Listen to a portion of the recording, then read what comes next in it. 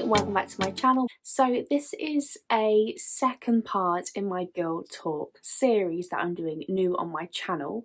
The first part that I did was a Q&A, just introducing the topic to my channel. If you haven't checked out the video, then I do suggest going and checking it out if you haven't. But I covered things such as contraception, relationships, friendships, those sorts of things. Really just surface level, brushing the surface of these types of topics and conversations. This video is not a Q&A. I don't really have anything planned. Usually with these type of topic videos, I would write things down. I'd have an idea of the type of things that I want to say. I'd sit and think about it. But with these type of girl talk videos, I think I want the format to be as if I'm just talking to a friend, and actually more than anything as though I was speaking to my younger self, because I think although my target audience that watch my videos, the demographic is more 18-year-olds, I think even then that is still the type of people that maybe need to hear what it is that I'm going to be talking about. So yes, grab yourself a cup of tea. I've got myself a coffee in my trusty little travel coffee cup, just because it really keeps the coffee warm or keeps it really hot. And by the time I've made this, done this makeup, and then come sat down and film, honestly maybe 2 hours have passed, and normally my coffee would be cold, but this is still steaming hot. And if you can see, it's still warm. So grab yourself a cup of tea or a coffee and some biscuits, and I think it's time that we have another girl talk chat. So one of the topics I really wanted to talk about, like I said, I really want to approach the topics of more taboo things on my channel, because they are conversations that I have very often in my everyday life, and I even had them today. So it's a Monday today as I'm filming this, and I quite often on a Monday go on a social distance walk with my friend, and as you do, as girls do, as girls have always done, well, I do at least, we talk about relationships, friendships, work, and everything in between. And I really just wanted my channel to be a place where I talk about these topics openly and perhaps educate some people as well. So one thing that came to mind when I was filming this video is about the concepts of sex, and also about like having healthy relationships, the ideas of virginity, and maybe some of the misconceptions that I had when I was younger, because my eyes were really open when I went to university. When I was about 13, as early as 13, my friendship group at the time, people were having sex at 13. So I lost my virginity at 16, at the legal age, but it wasn't really the age that I think was right for me. I mean, don't get me wrong, I have no regrets, but I do think that for me, my virginity felt like a disease. It felt like something I wanted to get rid of. It was something that I just did not want. I hadn't wanted it for a while, and I really just wanted this to be a place where we can perhaps open conversations and almost, like I said, talk, if it's as though I was talking to my younger self, and just say like, you need to hear what I've got to say, because the mindset that you're in at 13 is not the truth. And I think very often you can be influenced by the people that you're surrounded by, and you think that, I mean, like I said, when I was 13, and the area that I was in, and the friendship group that I was in, it felt like everybody was getting boyfriends at 13. Everybody was starting to get involved in sexual relationships around 13, 14. And then from then on, this sort of subconscious pressure starts to build. And I felt that at 13, to have sex, to have a boyfriend, to do stuff, to have things to talk about. And if you didn't, and I'm not at all saying that my friends made me feel like this, but I just think the way that I felt at that time was that if I had nothing to talk about, if I wasn't doing anything, then like, what is wrong with me? And oh my god, do you remember the word frigid? Frigid was just thrown around as if it was like anything, wasn't it? And I remember at 13, 14, where the lads in school would say, "Oh, have you done this? Have you done that?" I remember girls being in relationships, and quite often at school, they'd say, "Oh, well, you've been together for X amount of weeks and they've not done anything, like, you're so frigid." And at the time, like, no one wanted to be frigid, no one wanted to be a virgin, no one wanted um, to not be able to get involved in these conversations and these topics. And I just remember feeling at 13 like, oh my God, what is wrong with me? And now looking back, I just want to say to myself, nothing is wrong with you. You are 13. You have literally just become a teenager. There is nothing, you don't need to feel that way at all. It's actually scary that you feel like that at that age. And I wish that I could tell myself that back then. Please don't feel like that. Um, because virginity is such a huge thing. It is made to feel like such a huge thing. And don't get me wrong, it is. Because once you start having sex and you don't realise, I definitely, if I was not ready to have sex at 13, if I was, I in no way knew the precautions of what I would have to do so I didn't end up pregnant. I had no idea what I would do if I was to find out I was pregnant at 13. Even now at 22, I'd have no idea what to do if I found out I was pregnant now.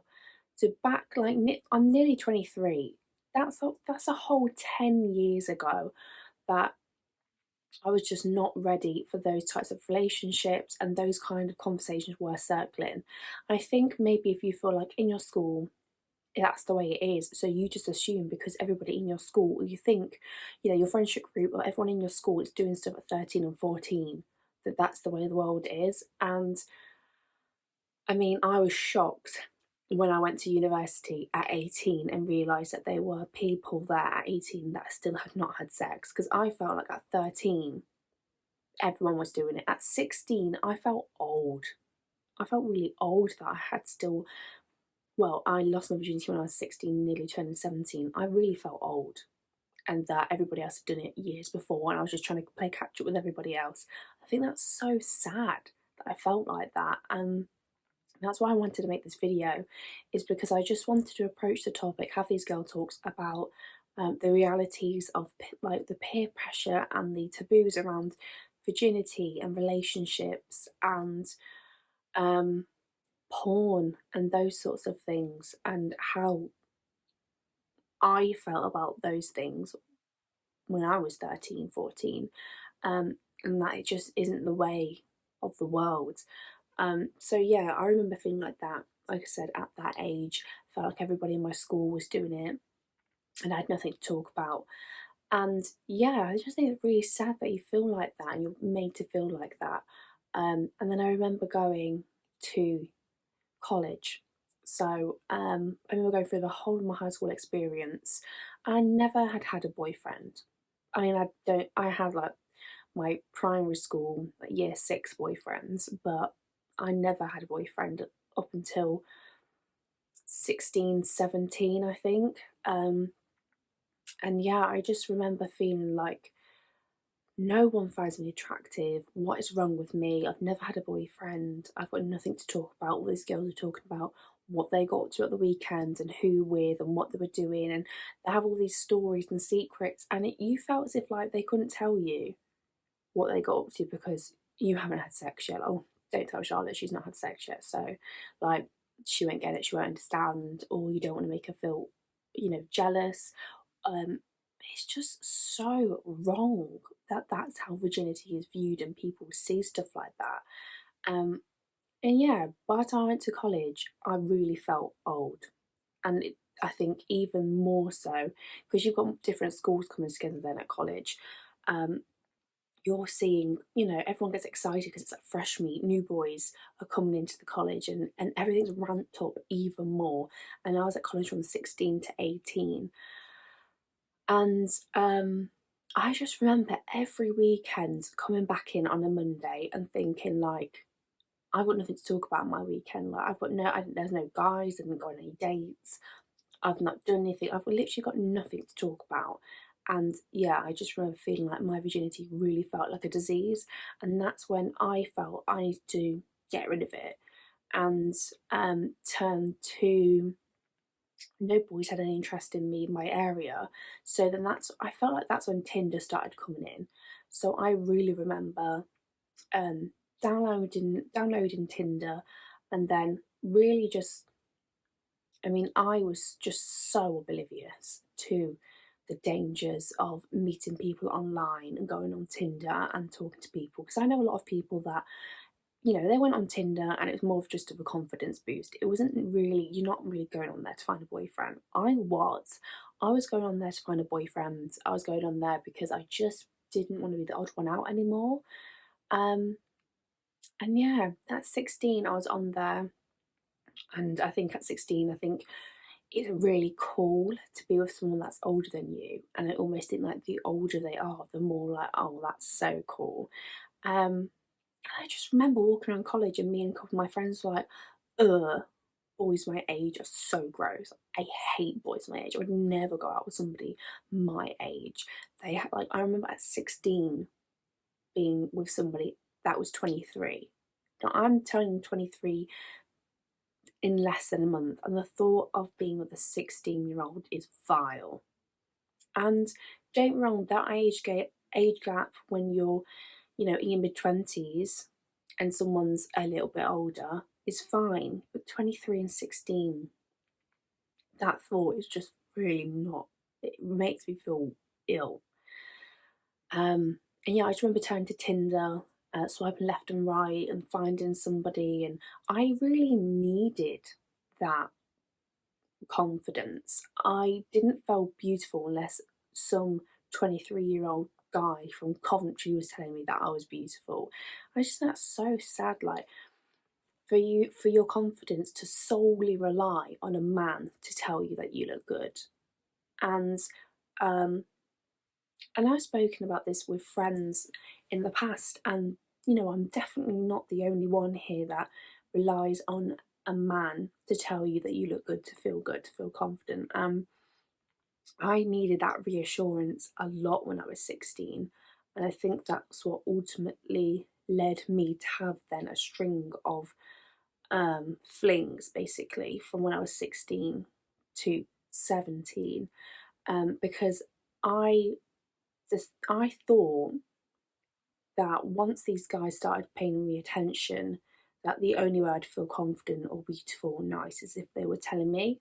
And um, I remember I had an issue with food, and I know I've spoken about it on my channel before. It's a story time, I think, about my unhealthy relationship with food. And um, I think I had lost my virginity at this point, or was just about to. And I had lost a significant amount of weight through mainly just not eating. And what I did eat was very small portion sizes. I became a little too obsessed with my fitness pal, tracking my calories, literally tracking like the milk that I'd put in my tea, like purposely having black tea so there was no milk, like tracking the butter I'd have on my toast, purposely not having butter on my toast, or not having bread, because I was losing weight, and when I lost weight, I got more male attention, and that to me equaled like uh, like being successful, because I was losing weight, I was getting interest, male attention, and by doing that, I was having relationships, and then by having these relationships, you've got stories to talk about, things that you're doing. You can be inclusive in these conversations, which ultimately leads to you feeling a part of this little group at college, which is really just such a sad cycle, such a sad mentality.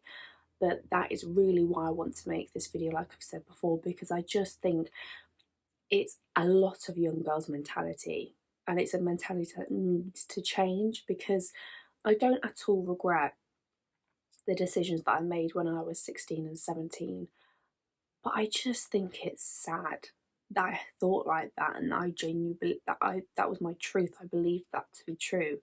That the more weight that I'd lost, the more attractive I became, the more attention I got, which all of which, yeah, it did. The more weight I did lose, the more attention I did actually get, the more relationships I was having, the more stories I had, because people were paying an interest in me, and I just correlated that with, well, it's because I'm losing weight, so obviously people are going to pay more attention because I look better. But I wasn't at all like, I wasn't, I don't know, just such a sad mentality to have. Um, And yeah, I remember the first relationship that I had, like physical relationship, was when I was 16 with this guy that was 23. And whether it was just something that happened in my town, which I doubt it, that, I met this person on Tinder, I didn't love him, I didn't really know him, he never took me out on a date, we were like seeing each other for 6 months.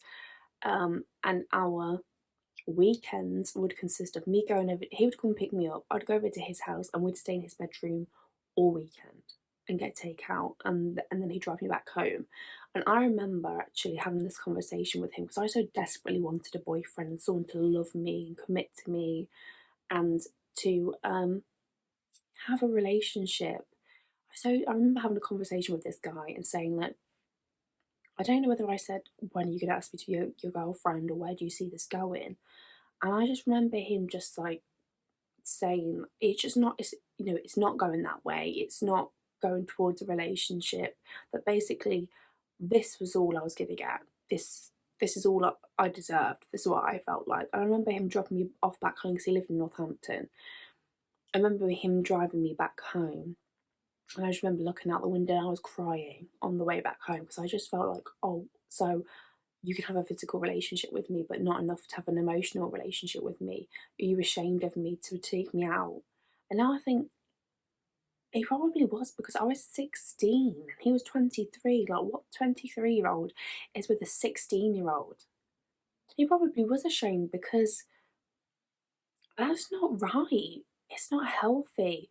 I just remember being like proud, like, oh, the guy I'm seeing is 23. And that felt old at 16. It is old when you're 16. But at that time, I just felt like my virginity was a disease, so I got rid of it. And I was in this relationship, yet he was never showing me to anybody. Um, and that I was just a secret. I was just didn't deserve to go out. I never was wined and dined at all. And then the next few relationships I had after that were pretty similar. We matched on Tinder, and I know a lot of people that, Tinder is just a confidence boost, but no one ever met anybody on Tinder. Nobody ever got a boyfriend from Tinder. You know what Tinder is for. At the time, I genuinely was looking for a boyfriend. I was not on Tinder just to have a physical relationship. I wanted so much more than that. But it just, you don't see that. And yeah, the next three relationships were like very similar to that. I remember that one boyfriend, I honestly thought at this point I had been wined and dined. I felt like a princess. I had been treated so well because I'd been taken out to Nando's. Someone had took me out of the house to Nando's. And at that point I thought, oh my god, I'm the luckiest girl in the world. But the whole time his ex-girlfriend was around, that didn't matter because someone wanted to take me out. Um, and now I just look back and I think, oh my god, you deserve so much more than that. I would never stand for that now. But at the time, you just ignore those red flags because at least you're getting something. And I just wish at that age, at 16, I had the confidence I do now at 22 to be like, you deserve so much more than that. Wow, they took you out to Nando's. Who cares? Like, is that it? And you just ignore all of these other red flags because at least you're getting a bit of attention. At least they want to take you out the house. I just wish we could all tell our 16-year-old selves that we deserve so much more than what we put up with. Because I just put up with a lot for the sake of just getting a little. A lot of red flags, a lot of just not being treated right, for the sake of just having a somebody there and a something to talk about when you go back to college. And like I said, when I went to university, I mean, at this point, I was with my current boyfriend, Lewis, when I went to uni. But at 18, I'd already been physically intimate with people for a couple of years. So it felt like a lifetime ago that was um, what people were talking about. Virginity wasn't something I was talking about anymore. Um, and yeah, I remember. I mean, first of all, I just don't really like the fact that when you go to uni and you have your reps in the block of flats and accommodations, and if you're going to uni, I really don't want this to put you off, but I'm just telling you my experience on the things that they asked me. The reps do go around your flats and stuff, and they'll have conversations. Okay, who's in a relationship? And I know I've mentioned this on my channel before, but one of the reps was like, okay, who's in a relationship? And I put my hand up and I was like, oh yeah, me. How long have you been together? At the time, we'd only been together a year, and they're like, oh, what a shit time to get into a relationship. What? So I can't go through my university experience with a boyfriend? I mean, I have, and we're like 1 to 2 years post uni. We're on year 6, so clearly it was not a shit time to get into a relationship. But you just feel the pressure of uni. You've got to be single because no relationship's going to survive uni. I knew a, well, I know a lot of relationships that didn't survive uni, but I also know some really strong relationships that did. Mine did. My best friends did. Um, and it just feels like a bit of a Debbie Downer to be told, like, what a shit time to get into a relationship. And as soon as you establish, okay, who's in a relationship, the next thing that's always asked, and it's the same when you go on a girl's holiday, what's your numbers? Everybody say, do your body count. Everybody go around the circle. How many people have you slept with? And it takes a lot for somebody to sit there. This is like probably the first night that you've gone to uni. The first night you've probably ever spent away from home, away from parents, just somewhere new, potentially a city you've never been to before. And you're then just revealing to everybody, oh, I've also never had sex. It takes a lot for somebody to sit there and say, oh, yeah, I am a virgin. But after that, you get to know people. There was both boys and girls at uni at 18 that had not had sex yet, and that blew my 13-year-old mind that at 18 there'd be people at university that had not had sex yet. And I just think, I mean, at the time I viewed it very differently. Um, I still had the concept of virginity in my mind as a disease still, something that I just did not want. Don't understand why people would want to be a virgin at 18 plus. But now I just sit here and think that's so sad. I feel very different about it. But I still even sat there then and I was gobsmacked that somebody had not had sex yet and was like, what? Why? But now, like, what? Well, why not? You don't have to give somebody everything as quickly as possible, the first person that you meet. And, wouldn't it be nice if it was more celebrated, more acceptable to still be a virgin in your 20s? But at that time, and with the conversation that I'd had with people, I felt old at 16, so at 18, I was just gobsmacked that there was people that still hadn't done it. I was just like, I didn't even think that was a choice to still do that or to have not done that. The thought of sex and virginity and the taboo around it just needs to stop. There shouldn't be one. I don't get why there is one.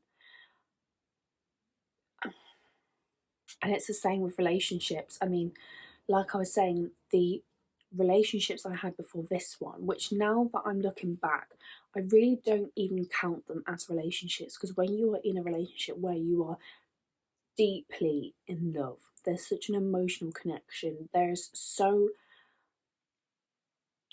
When you get to the relationship, when I'm in the relationship that I'm in now, I look back at the relationships that I was in for like a month before, and I just think that's not love. You did not love that person. They did not love you. There was no respect. There was no trust. You didn't know that person. But obviously at the time you think you love that person. But I mean, the relationships that I thought were normal were not normal. I remember one relationship actually, which was again just so messed up.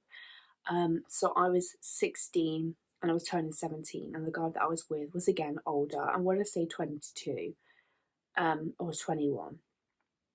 And I remember him having on his phone pictures of sexual acts with other girls he'd been with that were younger than me, like 14. And he would show me them. And at the time I was his girlfriend, what person wants to see a video of your boyfriend with somebody else in that way? But he would show me them and then would say, oh, I think we should do something similar. And this whole concept of revenge porn that's come out recently with Zara and McDermott is just, I think it really just goes to show that nudes, sexting, porn, videos, making videos, everything is so glamorized, pressured, and porn really doesn't help, because I think both boys and girls view that at a younger age as the way that sex is and should be, and it is not that at all. So there's this expectation then that you have to perform in a way that they've seen online, and you create homemade videos that are like what you see online. And then these people then have these videos, and even, it's crossed my mind even now, like, I hope those videos have been deleted, because at the time I didn't have an iPhone. So when I asked if those videos of my boyfriend at the time and his ex to be deleted, I didn't know there was a recently deleted folder because I didn't have an iPhone. I had a Nokia. So you just think, like, when you were in those relationships at the time, and if there were pictures that have gone around and videos that have been made, you hope that person will delete them when you're not together, but you don't know. And there's always that chance that you feel scared. And when these revenge porn videos and pictures come out, it does make you stand alert and think, I hope that person does not have that anymore. Or I hope that person, I hope that doesn't come out. And then you're living in fear of, what if that happens to me? What if this comes out? Because at the time you were in a relationship with someone that you trusted, and you did things as a couple because you wanted to and it was consensual. But when you're not together anymore, surely those pictures and videos should be deleted. And I know of other girls that partners have said to them, if they've been in a relationship and nudes are something that it was very, very, very common when I was 16 for you to send a picture of yourself to somebody else. I honestly don't know somebody at the time that didn't do it. Everybody was doing it. And that doesn't mean that it's okay, but it becomes so normalised that if a picture was to be leaked, it almost didn't faze people because it was just so common. It was just so normal. Revenge porn was so normal. And yeah, I know a few people actually where they were in a relationship, and because those sorts of things were normalised, or the idea of boys watching porn or girls watching porn and thinking that that is what a relationship looks like and that's what you should be doing, and then that relationship ends and those videos and pictures haven't been deleted, have been used against them then, saying, well, if you don't do this, if you don't do that, this picture's coming out, or I'm only going to delete this picture if you do this for me. That is so wrong that people have been allowed to get away with it. And it is topics like this, like revenge porn, that is coming out now about people that in school it's happened, because at the time it's so sad that people have so little self-confidence that they rely on their confidence from other people through the opinions of the opposite or same sex, whatever your preference is, to feel validated because somebody said you look good or you look beautiful because they've told you, so therefore you feel it. And yeah, I just think I really want these conversations to be open, and to become normalised, that, and actually for people to hear that this stuff does happen, that yes, at 16, we probably were being groomed by these 23-year-old men because you thought, even though, yes, you're illegal at 16, I still don't think it's right for you to be having a physical relationship with someone that's 24, 25, sometimes 27. I think it needs to be made aware that it was normalised to me at that time.